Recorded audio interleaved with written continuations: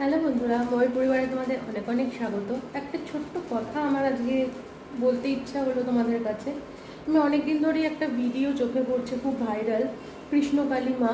তো মায়ের মন্দির, ওখানে মায়ের সেবিকা আছে একজন। তো আমি দেখছি যে বেশ কিছুদিন ধরেই মন্দির বন্ধ হয়ে যাবে, মানুষকে ঠকানো হচ্ছে, এই সমস্ত গুজব রটানো হচ্ছে।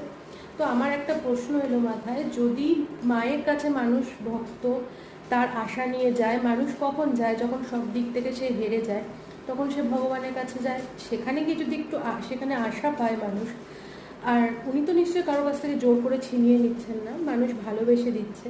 তো মন্দির বন্ধ করে দেওয়া বা ভক্তদের না যেতে দেওয়া, এইসবের মানে আমি ঠিক বুঝতে পারছি না। তো আমার এটা খুব খারাপ লাগলো দেখে, যে মায়ের মন্দিরে বন্ধ হয়ে যাচ্ছে, আবার কোথাও শুনছি নতুন মন্দির খুলছে। তো এটা আমার মনে হলো যে খুবই খারাপ, যে মায়ের কাছে যাওয়া থেকে কাউকে আটকানো উচিত না।